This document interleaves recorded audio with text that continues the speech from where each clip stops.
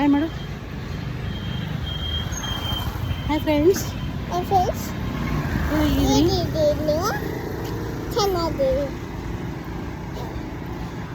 Hi friends, welcome to my channel. I hope ಎಲ್ಲರೂ ಚೆನ್ನಾಗಿದ್ದೀರಾ ಅಂತ ಅಂದ್ಕೊಂಡು ಈ ವಿಡಿಯೋನ ಸ್ಟಾರ್ಟ್ ಮಾಡ್ತಾಯಿದ್ದೀನಿ. ಆಲ್ಮೋಸ್ಟ್ ಎಲ್ಲರಿಗೂ ಗೊತ್ತಾಗಿದೆ ಅನಿಸುತ್ತೆ ಯಾವ ಟಾಪಿಕ್ ಬಗ್ಗೆ ವಿಡಿಯೋ ಮಾಡ್ತಾಯಿದ್ದೀನಿ ಅಂತ.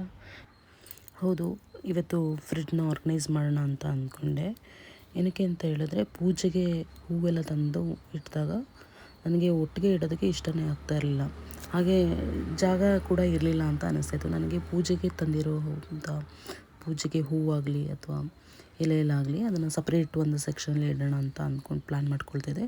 ಬಟ್ ಟೈಮ್ ಆಗಿರಲಿಲ್ಲ ಅಂತ ಹೇಳಿ ನನಗೆ ಜೋಡಿಸೋದಕ್ಕೆ ಆಗಿರಲಿಲ್ಲ. ಸರಿ, ಇವತ್ತು ಹೇಗಿದ್ದರೂ ಷಷ್ಠಿ ಹಬ್ಬ ಇರೋದ್ರಿಂದ ಸರಿ ಹೇಗಿದ್ದರೂ ಕ್ಲೀನ್ ಮಾಡಿ ಎಲ್ಲ ಆರ್ಗನೈಸ್ ಮಾಡಿಕೊಂಡ್ರೆ ನನಗೆ ನೆಕ್ಸ್ಟ್ ಈಸಿ ಆಗುತ್ತೆ ಅಂತ ಹೇಳಿ ಎಲ್ಲನೂ ಮಾಡ್ಕೊಳ್ತಾಯಿದ್ದೆ. ಹಾಗೆ ತರಕಾರಿ ತೊಗೊಂಬಂದಿದ್ದೆ. ನೆನ್ನೆ ಸಂಡೇ ಇರೋದ್ರಿಂದ ಸಂಡೇ ನನಗೆ ವರ್ಕ್ ಇರೋದ್ರಿಂದ ನನಗೆ ತರಕಾರಿ ಕೂಡ ಜೋಡಿಸ್ಕೊಳ್ಳೋದಕ್ಕೆ ಆಗಿರಲಿಲ್ಲ. ನೈಟ್ ಮಲಗಿದ ಮೇಲೆ ಪಾಪು ಮಲಗಿದ ಮೇಲೆ ಮಾಡ್ಕೊಳ್ಳೋಣ ಅಂದ್ಕೊಂಡೆ. ಬಟ್ ನಾನು ವರ್ಕ್ ಕಂಪ್ಲೀಟ್ ಆಗೋ ಅಷ್ಟರೊಳಗೆ 11:30 ಆಗೋಯಿತು. ಮತ್ತು ಆವಾಗ ಕೂಡ ಟಯರ್ಡ್ ಆಗಿದೆ. ಮತ್ತು ಬೆಳಗ್ಗೆ ಎದ್ದು ಪೂಜೆ ಎಲ್ಲ ಮಾಡಬೇಕಾಗಿರೋದ್ರಿಂದ ಸರಿ ಬೆಳಗ್ಗೆ ಎದ್ಬಿಟ್ಟು ಎಲ್ಲ ರೆಡಿ ಮಾಡ್ಕೊಳ್ಳೋಣ ಆಫೀಸ್ಗೆ ಹೋಗೋಷ್ಟರೊಳಗೆ ಅಂತ ಹೇಳಿ ಎಲ್ಲನೂ ಆರ್ಗನೈಸ್ ಮಾಡ್ಕೊಳ್ತಿದ್ದೆ. ನಾನು ಹಾಗೆ ಒಂದೇ ಸಲ ತರಕಾರಿ ಎಲ್ಲ ತೊಳೆದಿಟ್ಕೊಂಡ್ರೆ ನನಗೆ ಒಂದು ಈಸಿ ಆಗೋಗುತ್ತೆ ನೆಕ್ಸ್ಟ್ ತೊಗೊಬೇಕಾದ್ರೆಲ್ಲ. ಇಲ್ಲ ಮಗು ಏನಾದರೂ ಸಡನ್ನಾಗಿ ಕೇಳಿದ್ರೆ ನಾನು ಸೌತೆಕಾಯಿ ಆಗಲಿ ಏನಾದರೂ ಎತ್ತಿ ಹಾಗೆ ಕೊಡ್ಬೋದು. ಹಾಗಂತ ಹೇಳಿ ಅದಕ್ಕೇ ತರಕಾರಿ ಎಲ್ಲನೂ ತೊಳೆದು ಅದನ್ನು ಒರೆಸಿ ಎಲ್ಲ ಇಟ್ಕೊಂಡ್ರೆ ಈಸಿ ಆಗುತ್ತೆ ಅಂತ ಹೇಳಿ ಒಂದು ಕಡೆ ತರಕಾರಿ ಎಲ್ಲ ನೆನೆ ಹಾಕಿದೆ, ಉಪ್ಪಾಕಿ ಸ್ವಲ್ಪ ನೆನೆ ಹಾಕಿದೆ. ಅದಾದಮೇಲೆ ತಂದಿರೋ ಅಂಥ ಆರ್ಗನೈಸ್ ಮಾಡಲಿಕ್ಕೆ 2-3 ಬಾಕ್ಸ್ಗಳು ತೊಗೊಂಡಿದ್ದೆ ಅಷ್ಟೇ. ಅದನ್ನು ಕೂಡ ವಾಶ್ ಮಾಡಿ ಒಂದು ಕಡೆ ಇಟ್ಕೊಂಡಿದ್ದಾಯಿತು. ಅದಾದಮೇಲೆ ತರಕಾರಿ ಎಲ್ಲ ತೊಳೆದು ಸಪ್ರೇಟಾಗಿ ಅದು ನೀರೆಲ್ಲ ಚೆನ್ನಾಗಿ ಹೋಗಲಿ ಅಂತ ಹೇಳಿ ಇನ್ನೊಂದು ಕಡೆ ಸಪ್ರೇಟಾಗಿ ಇಟ್ಕೊಂಡೆ. ನಾನು ಈ ಥರ ವಾಶ್ ಮಾಡಿ ಇಟ್ಕೊಳ್ಳೋದ್ರಿಂದ ನನಗೆ ಈಸಿ ಆಗುತ್ತೆ. ನನಗೆ ಅಟ್ಲೀಸ್ಟ್ 10 ಡೇಸ್ ಆದರೂ ತರಕಾರಿ ವಿಷಯದಲ್ಲಿ ಬೇಗ ತೊಗೊಬೋದು, ಬೇಗ ಹೆಚ್ಚಬೋದು. ಈ ಥರ ನನಗೆ ಈಸಿಯಾಗಿ ಹೋಗುತ್ತೆ. ಹಾಗೆ ಫ್ರಿಡ್ಜ್ನಲ್ಲಿರೋ ಅಂಥ ಎಲ್ಲ ಐಟಮ್ಸ್ನೆಲ್ಲ ಹೊರಗಡೆ ತೆಗಿತಾಯಿದ್ದೆ. ಅದೇನಾಗೋಗುತ್ತೆ ಅಂದರೆ ಈ ಥರ ಮಿಸ್ಸಿಯಾಗಿ ಇಟ್ಕೊಂಡ್ರೆ ಐಟಮ್ ಒಳಗಡೆ ಇರೋದೆಲ್ಲ ಹಾಗೇ ಇರುತ್ತೆ. ಜಸ್ಟ್ ನಾವು ಏನು ರೀಸೆಂಟಾಗಿ ತಂದಿರ್ತೀವಿ ಅದಷ್ಟೇ ನೆನಪಿರುತ್ತೆ ಮತ್ತು ಅದನ್ನಷ್ಟೇ ಯೂಸ್ ಮಾಡ್ತಾಯಿರ್ತೀವಿ. ನಾನು ಜಸ್ಟ್ ಎಲ್ಲದನ್ನೂ ಸಪ್ರೇಟ್ ಕವರಿನಲ್ಲೇ ಹಾಕಿಟ್ಕೊಳ್ತಾಯಿದ್ದೆ. ಬಟ್ ಕವರನ್ನೆಲ್ಲ ಹಾಕಿಟ್ಕೊಂಡ್ರು ಕೂಡ ಅದು ಒಂದು 5 to 6 ಡೇಸ್ ಅಷ್ಟೇ ಚೆನ್ನಾಗಿರ್ತಾಯಿತ್ತು. ಅದಾದಮೇಲೆ ಅದು ಮೆತ್ತಗಾಗ್ತಾಯಿತ್ತು. ಅದು ತೊಳೆದು ಬೇರೆ ಇಟ್ಕೊಳ್ಳೋದ್ರಿಂದ ಅದು ಕೂಡ ತರಕಾರಿ ಎಲ್ಲ ಹಾಳಾಗ್ತಾಯಿತ್ತು. ಹಾಗಾಗಿ ಬೆಟರ್ ಅಂತ ಹೇಳಿದ್ರೆ ಆರ್ಗನೈಸ್ ಮಾಡಲಿಕ್ಕೆ ಬಾಕ್ಸ್ಗಳು ಬರುತ್ತಲ್ಲ ಅದಕ್ಕೆ ಹಾಕಿಟ್ಕೊಂಡ್ರೆ ಹೇಗಿರುತ್ತೆ ಅಂತ ಹೇಳಿ ಅದು ಕೂಡ ಬಾಕ್ಸ್ ಎಲ್ಲ ತೊಗೊಂಡು ಎಲ್ಲ ರೆಡಿ ಮಾಡಿಕೊಂಡೆ. ಹಾಗೆ ಫ್ರಿಡ್ಜಲ್ಲಿರೋಂಥ ಗ್ರಾಸರಿ ಐಟಮ್ಸ್ ಏನಿತ್ತು, ನಾವು ಊರಿಗೆ ಹೋಗೋದ್ರಿಂದ ಸ್ವಲ್ಪ ಬಾಕ್ಸಲ್ಲಿ ಹಾಕಿಟ್ರೆ ಏನಾಗುತ್ತೆ, ಅದು ಬರೋ ಅಷ್ಟರೊಳಗೆ ಎಲ್ಲ ಹಾಳಾಗೋಗಿರ್ತಾಯಿತ್ತು. ಹಾಗಾಗಿ ನಾನು ಕೆಲವೊಂದು ಸಲ ಏನಾಗುತ್ತೆ, ನಾನು ಸ್ವಲ್ಪ ಅಷ್ಟೇ ಬಾಕ್ಸಲ್ಲಿ ಹಾಕ್ಕೊಂಡು ಮಿಕ್ಕಿದ್ದನ್ನೆಲ್ಲ ಫ್ರಿಡ್ಜಲ್ಲೇ ಸ್ಟೋರ್ ಮಾಡ್ಕೊಳ್ತೀನಿ. ಸೊ ಹಾಗಾಗಿ ಎಲ್ಲನೂ ಒಂದು ಕಾಟನ್ ಟವಲಿಂದ ಎಲ್ಲನೂ ನೀಟ್ ಮಾಡಿಕೊಂಡೆ. ಅದಾದಮೇಲೆ ನಾನು ಅಂದ್ಕೊಂಡೆ ಫ್ರಿಡ್ಜ್ ಕ್ಲೀನ್ ಮಾಡೋದು ಬೇಗ ಈಸಿಯಾಗಿ ಹೋಗುತ್ತೆ ಅಂತ ಹೇಳಿ ಬೆಳಗ್ಗೆನೇ ಇಟ್ಕೊಂಡೆ. ಆದರೆ ಇವತ್ತು ಆಫೀಸಿಗೆ ಬೇರೆ ಹೋಗಬೇಕು. ಬಟ್ ಟೈಮೇ ಇಲ್ಲ ಅನಿಸ್ತದೆ. ಬಟ್ ಕ್ಲೀನ್ ಮಾಡೋಕ್ಕೆ ಸ್ಟಾರ್ಟ್ ಮಾಡಿದ್ಮೇಲೆ ಅದು ತುಂಬ 2 to 3 ಅವರ್ಸೇ ನನಗೆ ಟೈಮ್ ಹಿಡಿತು. ಏನಕ್ಕೆ ಅಂತ ಹೇಳಿದ್ರೆ ಮಗು ಬೇರೆ ಜೊತೆಲಿರ್ತಾನೆ, ಅವನು ಕೂಡ ತರಲೆ ಮಾಡ್ಕೊಂಡು ಅವನು ಕೂಡ ಡಿಸ್ಟರ್ಬ್ ಮಾಡ್ತಾಯಿರ್ತಾನೆ. ನೆಕ್ಸ್ಟ್ ವೀಡಿಯೋದಲ್ಲಿ ಹಾಕಿದ್ದೀನಿ. ಹಾಗೆ ತರಕಾರಿ ಎಲ್ಲ ತೊಳೆದಿರೋದನ್ನೆಲ್ಲ ಒಂದು ಟವಲ್ನಲ್ಲಿ ಎಲ್ಲ ಒಡಿಸಿ ನನ್ನ ಹತ್ರ 3 ಬಾಕ್ಸ್ ಇರೋದ್ರಿಂದ ಯಾವುದ್ಯಾವುದು ಯಾವ ಬಾಕ್ಸಲ್ಲಿ ಸೆಟ್ ಆಗುತ್ತೆ ಅದನ್ನು ನೋಡಿ ಇಟ್ಕೊಳ್ತಾಯಿದ್ದೀನಿ. ಹಾಗೆ ಟೊಮೆಟೊ ಮತ್ತು ಸೌತೆಕಾಯಿ ಮತ್ತು ಏನು ರೆಗ್ಯುಲರಾಗಿ ಯೂಸ್ ಮಾಡ್ತೀನಲ್ಲ ಅದನ್ನೆಲ್ಲ ಒಂದು ಬಾಕ್ಸಲ್ಲಿ ಇಟ್ಕೊಂಡೆ. ಹಾಗೂ ಎಲ್ಲ ತರಕಾರಿನೂ ತೊಳೆಯೋದಕ್ಕಾಗಲ್ಲ. ಕೆಲವೊಂದು ತರಕಾರಿನ ತೊಳೆದೇ ಇಡಬೇಕಾಗುತ್ತೆ. ತೊಳೆದ್ರೆ ಹಾಳಾಗುತ್ತಲ್ಲ, ಆ ಥರದ್ದೆಲ್ಲ ನಾನು ತೊಳೆಯೋದಕ್ಕೆ ಹೋಗಿಲ್ಲ. ತೊಳೆದಿಟ್ಟಿರೋದಂಥದ್ದನ್ನು ಒಂದು ಬಾಕ್ಸ್ನಲ್ಲಿ ಇಟ್ಕೊಂಡೆ. ಯಾವುದನ್ನು ತೊಳೆಯೋದಕ್ಕಾಗಲ್ಲ, ತೊಳೆದ್ರೆ ಅದನ್ನೆಲ್ಲ ಇನ್ನೊಂದು ಬಾಕ್ಸ್ನಲ್ಲಿ ಇಟ್ಕೊಂಡು ಎಲ್ಲನೂ ರೆಡಿ ಮಾಡಿಕೊಂಡೆ. ಹಾಗೆ ಸ್ವಲ್ಪ ಚಿಲ್ಲಿ ಮತ್ತು ಸೊಪ್ಪು ಅದನ್ನು ಕೂಡ ಸಪ್ರೇಟಾಗಿ ನಾನು ಸ್ವಲ್ಪ ಸಬ್ಸಿಗೆ ಸೊಪ್ಪು ಎಲ್ಲದಕ್ಕೂ ಯೂಸ್ ಮಾಡೋದ್ರಿಂದ ಅದನ್ನು ಕೂಡ ಒಂದು ರೆಗ್ಯುಲರಾಗಿ ಇಡೋವಂಥ ಬಾಕ್ಸ್ನಲ್ಲಿ ಇಟ್ಕೊಂಡೆ.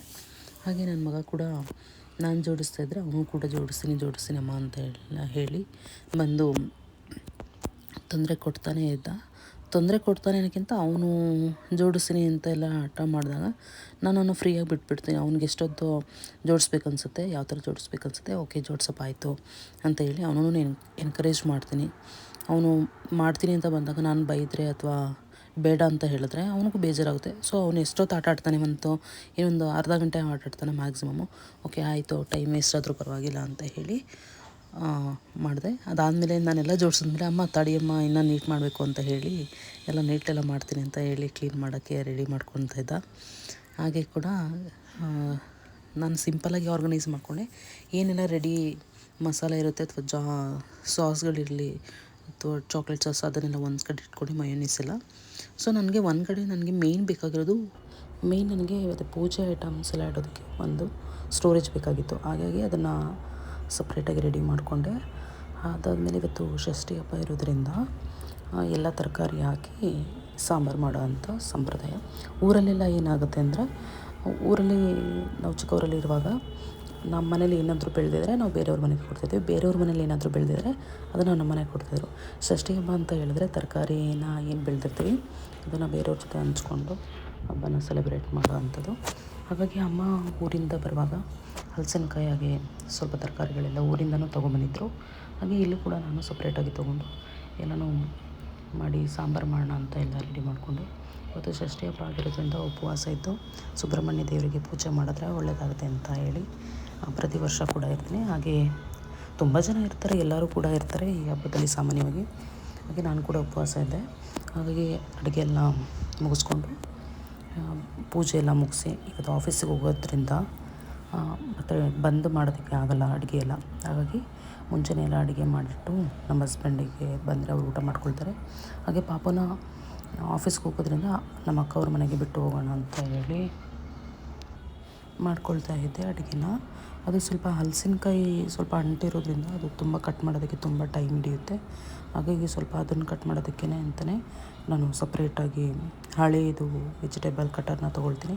ಯಾಕೆಂದರೆ ಹೊಸ ತೊಗೊಂಡ್ರೆ ಹಾಳಾಗಿಬಿಡುತ್ತೆ ಅನ್ನೋ ಒಂದು ಇಂಟೆನ್ಷನಲ್ಲಿ ಅಷ್ಟೇ. ಅದಾದಮೇಲೆ ಅಡುಗೆ ಮಾಡಿಕೊಂಡು ನೆಕ್ಸ್ಟು ಸ್ನಾನ ಎಲ್ಲ ಮುಗಿಸಿ ಪೂಜೆ ಎಲ್ಲ ಮುಗಿಸಿ ಅಡುಗೆ ಆದಮೇಲೆ ನಾನು ಕೂಡ ಬಾಕ್ಸಿಗೆ ತೊಗೊಂಡು, ಅಂದರೆ ಉಪವಾಸ ಅಂತ ಹೇಳಿದ್ರೆ ಬೆಳಗ್ಗೆ ಮತ್ತು ಮಧ್ಯಾಹ್ನ ಅಷ್ಟೇ ಉಪವಾಸ ಇರ್ತೀನಿ. ಈವ್ನಿಂಗು ನಾರ್ಮಲಾಗಿ ಪೂಜೆ ಎಲ್ಲ ಮುಗಿಸಿದ್ಮೇಲೆ ಊಟ ಮಾಡ್ಬೋದು.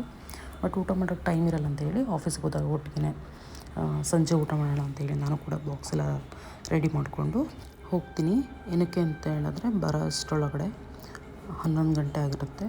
ಆವಾಗ ಬಂದು ಊಟ ಮಾಡೋದಕ್ಕಂತೂ ಆಗೋಲ್ಲ. ಹಾಗಾಗಿ ನಾನು ಕೂಡ ಆಫೀಸ್ಗೆ ಬಾಕ್ಸ್ ತೊಗೊಂಡು ಹೋಗ್ತೀನಿ. ನಾನು ಸಂಜೆ ಅಲ್ಲೇ ಊಟ ಮಾಡ್ಕೊಳ್ತೀನಿ. ನಮ್ಮ ಹಸ್ಬೆಂಡ್ ಮಾತ್ರ ಸಂಜೆ ಮನೆಗೆ ಬಂದು ಊಟ ಮಾಡ್ಕೊಳ್ತಾರೆ. ಹಾಗೆ ಸಾಂಬಾರು ಮಾಡುವಾಗ ಷಷ್ಠಿ ಹಬ್ಬದಲ್ಲಿ ಎಲ್ಲ ಥರ ತರಕಾರಿ ಉಪಯೋಗ ಮಾಡ್ತಾರೆ ಅಂತ ಹೇಳಿದ್ರೆ, ನಾವು ಪಪ್ಪಾಯ ಯಾವಾಗಲೂ ಯೂಸ್ ಮಾಡಲ್ಲ ಸಾಂಬಾರಿಗೆ. ಬಟ್ ಇದರಲ್ಲಿ ಪಪ್ಪಾಯ ಕಾಯಿ ಕೂಡ ಹಾಕ್ತಾರೆ. ಹಾಗೆ ಹಲಸಿನಕಾಯಿ, ಹುಣಸೆಕಾಯಿ ಈ ಥರ ಎಲ್ಲ ನಾವು ಹಳ್ಳಿನಲ್ಲಿ ಯೂಸ್ ಮಾಡ್ತಾಯಿದ್ವಿ. ಈ ವೆದರ್ನಲ್ಲಿ ಅದೆಲ್ಲ ಥರ ತರಕಾರಿ ಹಾಕಿ ಮಾಡೋದ್ರಿಂದ ಷಷ್ಠಿ ಹಬ್ಬದಲ್ಲಿ ಮಾಡೋಂಥ ಸಾಂಬಾರು ತುಂಬ ರುಚಿಯಾಗಿರುತ್ತೆ ಅಂತ ಹೇಳ್ಬೋದು ಯಾವಾಗಲೂ.